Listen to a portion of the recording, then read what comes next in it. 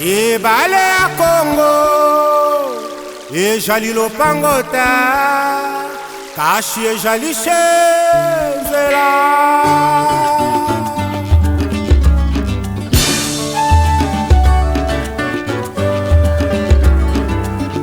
Yawe benisa Congo Yawe batela ni Congo Yawe benisa ni Congo Yawe batela ni Congo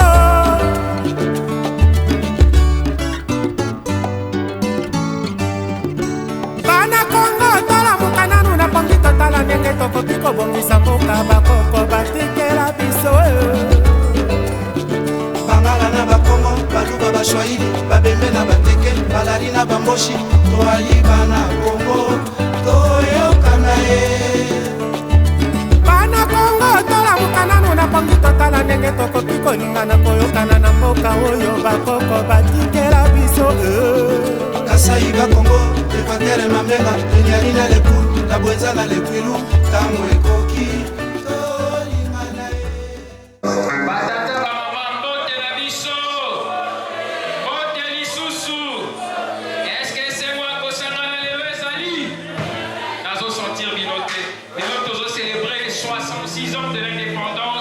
Ensemble, Nadani Pogo, Kassi, Nazo sentir sensation, il y a 66e anniversaire. Est-ce que Tozali?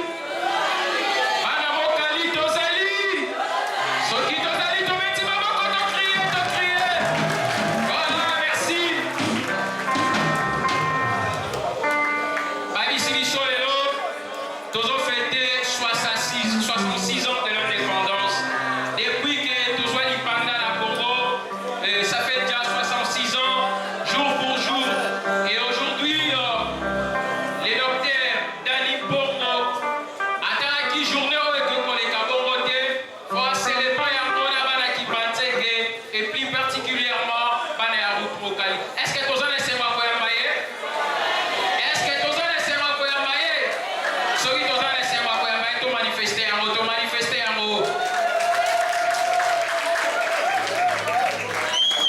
Si tozoki mambango na sima ya ngonga tokoyebisa na bandeko oyo bakomi na retard to mpe bao bakomaki déjà tozwa place totika bava et vient pour que tozobanda na ngonga moke bandeko bazali na besoin ya kose soulager bainstallation ezali juste na droite na ngai soki okoti na couloir okei droit okoki kose soulager kuna programme na biso ezali boye tokobanda na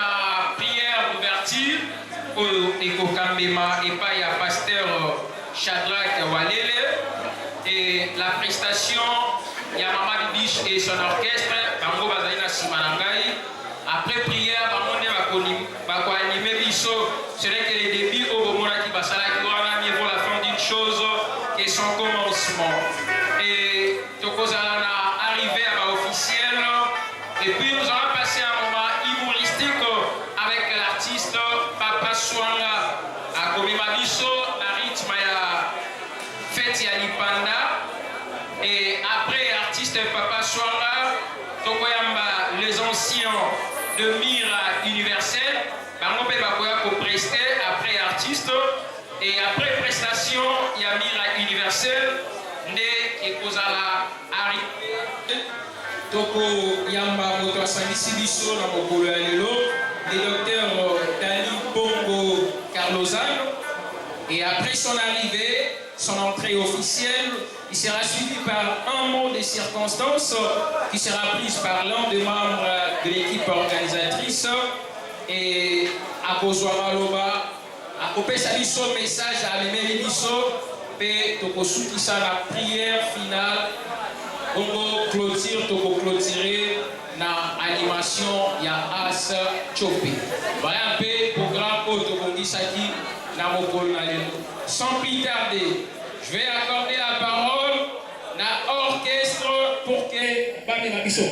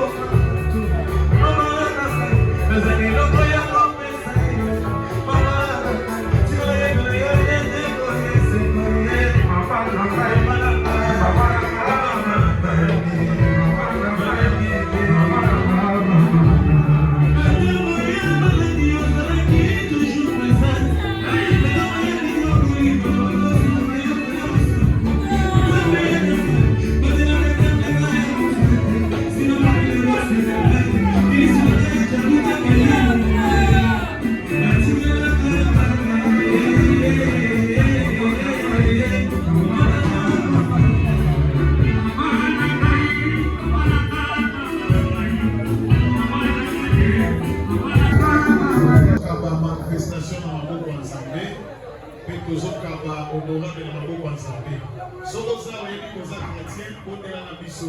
Soko bondela raté, bondela loboko ya lumumba. Biso tozo bondela, soko za chrétien, soit loboko na yo, tia boboye, tozo kaba honorable na maboko ya Nzambe, tozo kaba pe manifestation na maboko ya Nzambe. Au samedi nange logo, Seigneur Jésus, te pèsio merci. Pour le moment oyo, tokabi manifestation na maboko na yo. Tokabi pe honorable oyo aza mwana mabele na maboko na yo. Okanda na biso na kimia, kosuka na biso pe na kimia. Na mokolo oyo ya indépendance, Seigneur nasengi que indépendance ekota pe na bavi na biso. Nasengi yo sagesse, nasengi yo intelligence, nasengi kimia.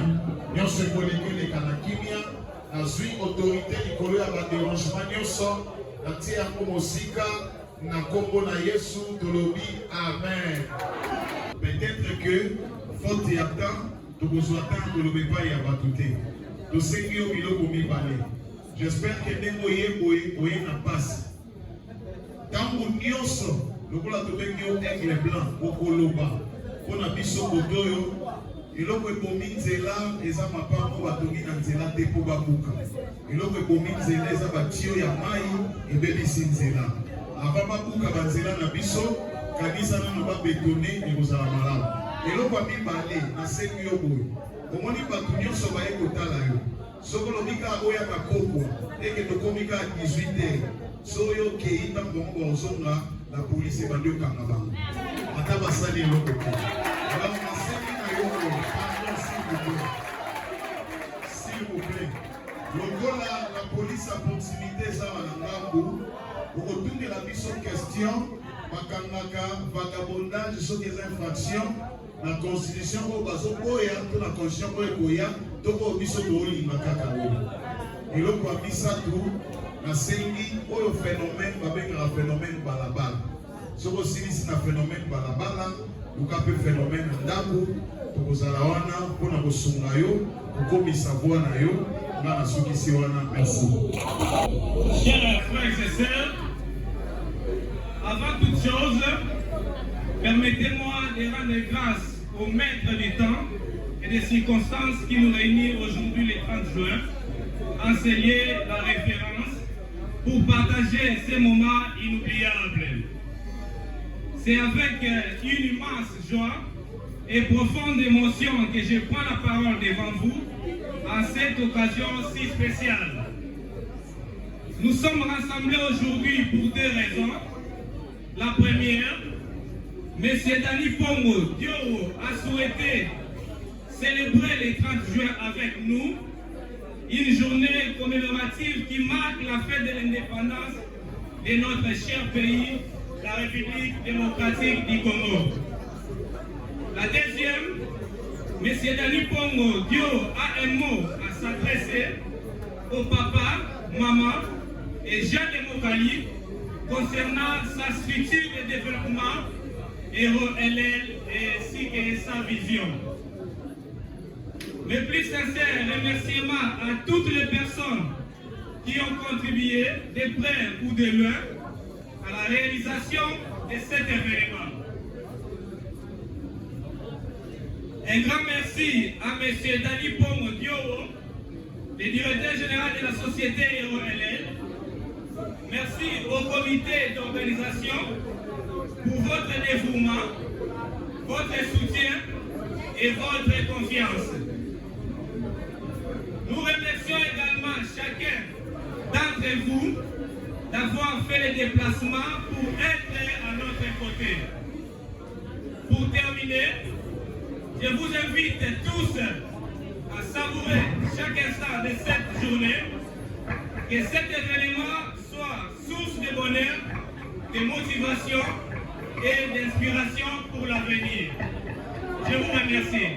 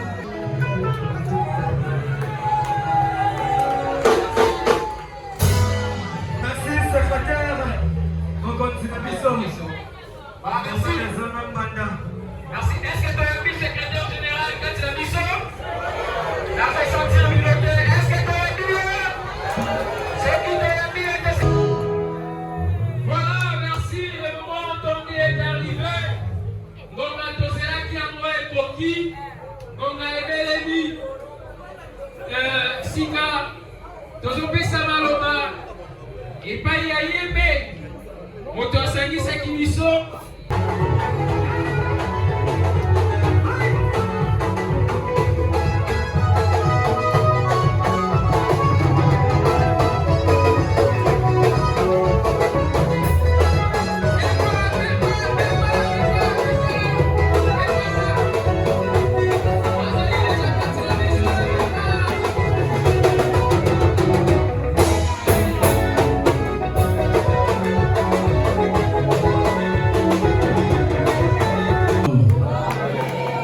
Mbote na papa pe ba mama na ngai bazali awa. Mbote lisusu, mbote lisusu. Voilà, merci beaucoup, merci beaucoup. Travailler, prenez de la peine. C'est l'effort qui manque le moins. Na beta libama, mbote na suwa mo solo. Na moto kina yo ne osilifuta. Toyena mokaliye Toyena mosala Toyena mokaliye Toyena mosala Merci, merci, merci,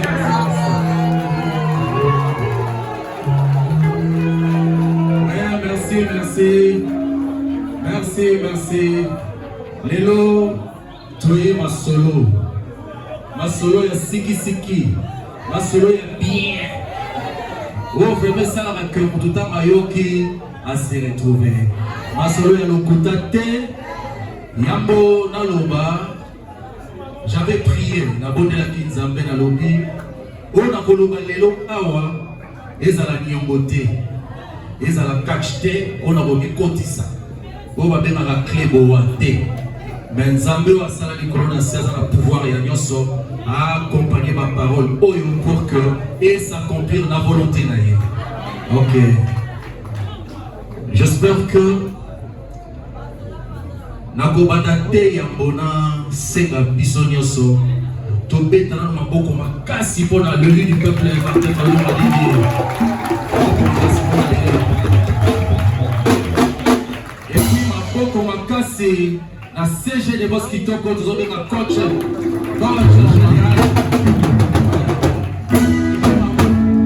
Et puis ma banque, on a coach Adrien. Ma banque, on a cassé pour les autres, on a eu, on a eu qui ne balobi papa, biloko misato atangi atangi na mai, mais na za na histoire. Ngai moko, nazali na nzelu dia 184. Des fois quand je partais au travail, mayo babengaka libulu manzengene à plusieurs reprises na koya na ba document no se koyi na mai. Pourquoi? Parce que nzela ezalaki bien te talelo totika ti lelo ezalaka bongo mais na bolingo tozali awa totira entre parenthèses lelo tozolobela structure EuroLL depuis 2017 oyo ezala déjà existaka mpona koyede bajeune bazala baindépendant na moke moto akozwa ayeba ndenge nini ya se défendre ayeba ndenge nini ya réaliser babesoin oyo eza kose présente epai na ye mokali oyo ya biso tant lobi mokali na motema oui mokali na motema parce que mokali oyo je me souviens à l'époque okolongwa Pascal okoyamba koloma même 0h 2h mutango déranger aza te mais lelo ce n'est plus le cas bakaya ba Kolona, bamakambo ebele ya ndenge na ndenge oyo ebotami parce que les jeunes n'ont pas des emplois. Moto na moto za esika kotelema te aza koyenga suka makanisi komata ya kosala oyo ya kosala. Alors structure EuroLL esali déjà moi mingi mais le lot lobaki on m'avait proposé bato non il faut tout ça la témoignage lobaki te moi je m'irais bao ba otala ngai mokolo ya lelo moto na tour na pas témoigner que la structure EuroLL, j'avais eu cette opportunité, il y a aidé à orienter, à accompagner dans le domaine Songolo Pakala. Donc sans ça, il y a un moment donné, la supprima qui m'a cambié un témoignage, j'ai dit non, on n'ira pas là-bas pour flatter les gens, mais pour les accompagner comme il faut, et puis parler de ce que nous serons capables de faire. Donc sans ça. Alors, na okene moi moke ko pesa moi illustration moka moke tous en la vie, tous au vivre. Des fois ça arrive, au moment où surtout qui n'a le pas, il y a des données, on dit qu'on clôturer parcelle. Vous allez vous poser la question, mais comment tout le monde a moins cher, mais va clôturer. Ils vous diront que grand frère n'a pas mon combo, il y a Kena, soit quelque part, il y a Tatina qui pombo, ça veut dire que place à Kedaki, Makambo Sibi, a un sala dans le secteur. Alors, ceux qui tolingi to développer, tolingi changement, tolingi Makambo Bonga, il faut to sungana moto na moto za nesika ya kotelema pour que abongisa panaye pour to landa bato na lokosote to landa ba lokutate to za concentrer na oyo tant vous avez déjà bien au ba vous aurez décision bien. Donc message ranga les ali, l'avenir c'est aujourd'hui pas demain. Donc nous sommes obligés, moi-même je ne saurais pas, je n'ai même pas des moyens, je vous assure. Nazana ba moyen te, nazana mo solote, mais nazana amour na volonté. Nana yo soki to sangani to simbani neto boyeba ko réaliser makambo oyo ekokamisa ekokamisa bato. Place to kosuka o bakoya bako continuer. Maman, longola loboko na litama, message ezaya esengo, ezaya loboko na litama te. Donc c'est ce que je disais, l'élo tous en abokali, ba jeune tous en ensemble. Tous ensemble la même idéologie pour toi avancer. Le secteur est ébélé, auto touché dans la structure aéro-LL. Dans le secteur, il y a musique, artistes, je dirais, comédiens, donc l'ensemble des artistes. Dans le secteur, il y a sportif. Dans le secteur administratif. Donc partout, tu vois, il y a moto na moto, dans le domaine, quoi accompagner moto na vision pour que le tournoi soit il y a boxe, il y a karaté, salama, les sous-soutés et zumba. Football, comment accompagner nos joueurs. J'avais suivi le match il y a Bisso, il y a RDC, il y a Léopard. Quand on a tali match, on a gagné, on était très contents pour gagner le match. Oui, c'est le Congo qui a gagné. Maintenant, les joueurs vont participer à qui? Parce qu'on va faire un Bisso congolais. Mais je ne veux pas vu un joueur natif de Kimbanse qui est dans mon inquiétude. Pourquoi? Parce qu'il y a beaucoup de choses. Mais ce qui mondial est si bazongi, moto na moto ok na quartier na ye. À vous fêter dans votre quartier. Tous les divisés, mais c'est important de soutenir aussi les joueurs Nabiso. Pourquoi pas tout le bac non? De participer dans le mondial, mais Bokali soit qui pense qu'il peut participer. C'est ça notre souci, tous se soutenir, tous ensemble. Structure OLL, Togopé Sabino, adresse favorable, place à retrouver structure. Peut-être il faut ajouter des capacités. Il y a beaucoup de choses qu'il faut faire là-dessus pour que Mouké to Soumana. Et le but est que structure est capable de développer sa motonioso et si non. Mais à travers yo, si on continue quelque part, qui va sur le cabato mususu, yo pour bien cabato mususu simana. C'est que biso tous les autres travailler d'une manière, les autres d'une manière indirecte. Donc, souci, tous en amour et moi, pour nous faire des quoi bassi, puis des quoi mibali, tous en a besoin d'avancer, de progresser, pour réaliser un rêve, pour tous en amour, sous ça, au Bossana, parce que tu n'avais pas de gens pour te soutenir. Le moment est arrivé, ils sont surtout Simba. Et là, on va aller au Soto de Senga Bolingo, donner un message à paix. Nous, sur le travail, le reste va nous accompagner. Et puis, au moni, Nassimo Mozomona drapeau, il y a le commandant suprême, le leader du peuple, Martin Fabio m'a dit. Et puis, je suis honoré, je dis encore merci à bureau, parce que je suis honoré, la secrétaire générale, accompagnée par maman Bagnoso. Merci beaucoup. Merci infiniment. Ça prouve que j'étais très bien accueilli dans la partie. Bayamina Mala, nous avons siégé dans le bureau national. Alors c'est quelque chose de très important. Oyo lobby, il faut pouvoir. On va encore faire mieux. Dans quel sens? Parce que là, on peut se limiter avec nos moyens. Tous à la société, pas mal nécessaire, les Indiens, tout ça. Mais là, nous aurons la possibilité d'orienter la structure, mon social l'État, pour que Batouba soit ma coquille et à côté.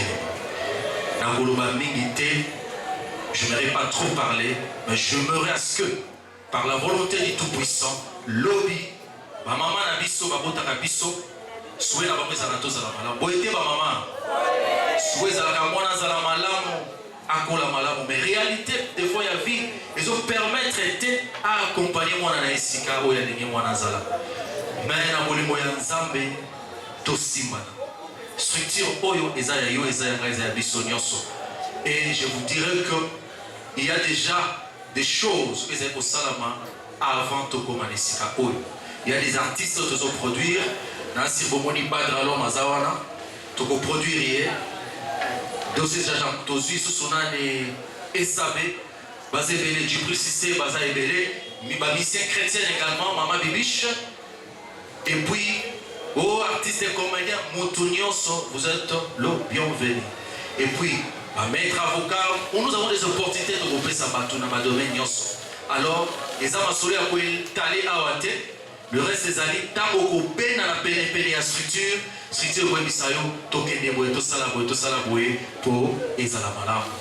na voloba mingi te s'il vous plaît mais est-ce que vous sepeli la présence de biso na sika oyo soki vous sepeli maboko bakasi sika vous allez maboko bakasi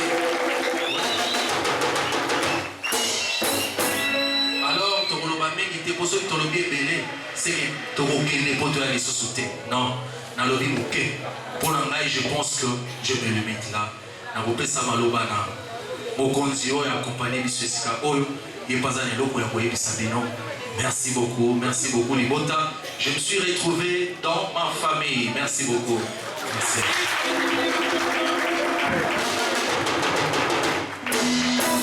Alors toi yamba secrétaire général Papa Devos Kitoko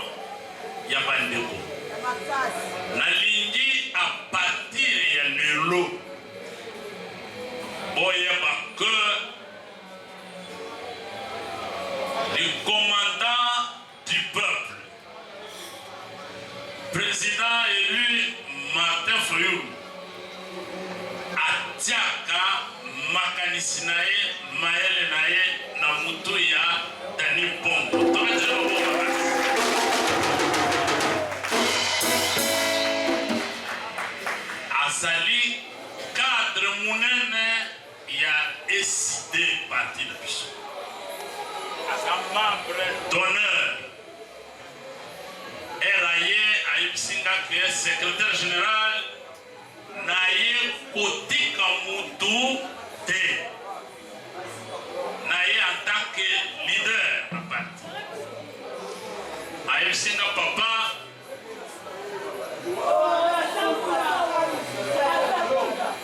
ayebisinga secrétaire général longola na bureau na biso ya réunion longola bamesa nyonso ya kala longola bakiti ya kala nazongisa sikoyo ya sika ekoma ya parti oyo lobi ekota na pouvoir. 2 jours après nakoti na salle de réunion nabosani yango tobetele maboko mwana mobali lelo nde na comprendre que amutu malamu azalaka te basalela ye asalaka pour que mutu na mutu ase retrouve. Alors bandeko na ngai lobi soki tokei maponami tosilisi bitumba oyo tobunda lelo na koyebisa bino na kozonga awa na commandant du peuple na secrétaire exécutif provincial na biso ya eside na Django namona yawa te Justin Paipai ayebisaki nga koya namona ya komite tokozonga to investir ye candidat na biso na baélection ezoya.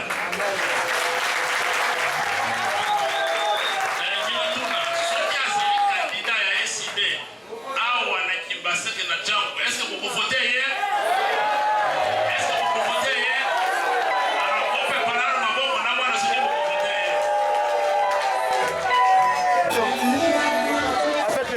Général, quelles sont vos réactions par rapport à cette réaction des Danini la sortie non il y a les Vraiment, je suis très content. La journée a très bien réussi parce que l'objectif des Alak, non seulement il faut sensibiliser, mais pour faire voir vraiment certaines réalités qui étaient peut-être ignorées de leur part et ils ont compris pour que tous ensemble nous puissions lutter pour une bonne cause. Message nini okopesa na bana nyonso ya komina Kimbaseke na ndenge bamoni yo oadere na kati ya parti eside. Message okopesa bango ezali bayebi initiative oyo tozala nango banda kala mpona évolution développement ya communauté na biso.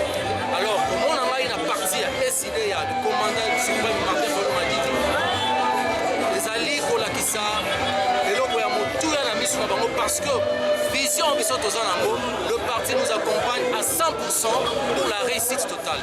Donc c'est ça. Secrétaire général, Tomoni, on vous voit dans la veille de la manifestation de le 8. Vous êtes venu mobiliser ici à Kimbaseke. Quelles sont vos réactions par rapport à vous? Voilà, nous avons un sentiment de joie. Aujourd'hui, le 30 juin, jour de l'anniversaire de l'indépendance de notre pays, nous avons un membre d'honneur, un cadre du parti qui a réuni sa base. Et il a jugé bon d'inviter le secrétariat général et les membres du bureau national. Nous sommes venus les présenter à sa base, à la population, qu'en dehors des œuvres sociales. Vous avez vous-même entendu et vous avez vous-même vu l'encadrement qu'il est en train de faire de tous les groupes sociaux, y compris les groupes vulnérables. Il encadre les artistes, il encadre les mamans veuves, il encadre toute catégorie professionnelle dans sa juridiction. Et ce travail doit être politiquement appuyé. Voilà pourquoi nous sommes venus légitimer sa présence en tant que cadre élucidé, en tant que le cœur et l'espoir du commandant du peuple, Martin Fayulu, notre président. Donc à partir d'aujourd'hui, quand vous le croisez, je sais qu'il n'est pas seulement un acteur social, économique ou professionnel, mais c'est aussi un acteur politique au sein de l'ESID, de notre coalition, la MOCA, et il se bat aux côtés du président élu, Martin Fayulu.